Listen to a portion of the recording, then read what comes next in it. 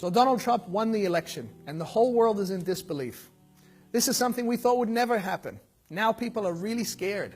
Not just Muslims, but the Latino community, the black community, even the white community. Everybody's scared. How can someone so underqualified and so openly racist and misogynistic and xenophobic, someone who we all thought represented a small minority, now get the keys to the White House and become the most powerful man in the world? It's shocking, right? Actually, no. There's something deeper in this.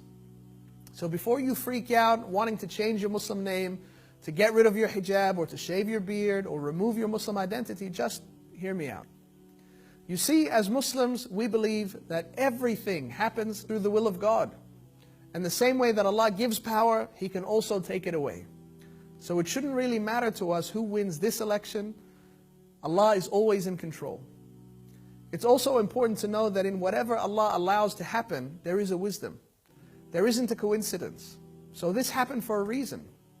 And I don't know about you, but I feel like there was a major warning sign in this for us to make a change in our lives, to stop being complacent and to start being forces of good in the world. I came across a quote online that summed it up perfectly. For all of us that haven't done anything in the last 15 years since 9/11, but became slaves of our careers and our lifestyles, letting a very few do all the good work, this should be a wake-up call. Get involved in any capacity. Fill your weekends with non-profit work, not parties. Fill your afternoons with volunteering, not fancy lunches. And spend your money on causes, not things. Support those around you who actually do the work, because our lives are passing us by.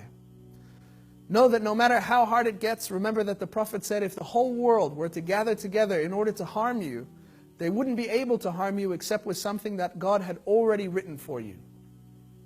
Did we expect this life to be easy?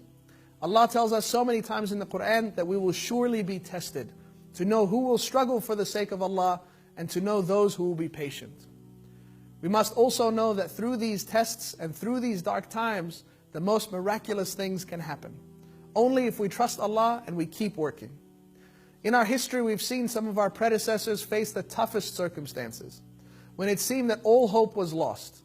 Think about the time Prophet Abraham was thrown into the fire for preaching about Islam.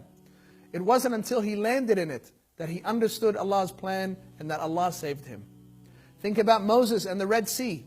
When the army was fast approaching, it wasn't until the last moment, after the panic had already set in, that Allah saved him and his followers.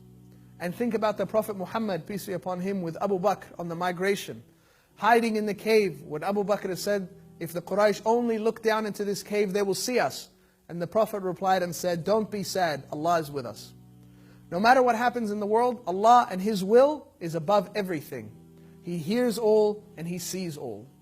And lastly, if you do feel overwhelmed, if you're tempted to run and hide, or change your name, or take off your hijab, never forget that Allah also says in Surah At-Talaq, and whoever depends on Allah, Allah will be enough for him. It's time to get real about our responsibility to work for a better world, as Muslims and examples for humanity.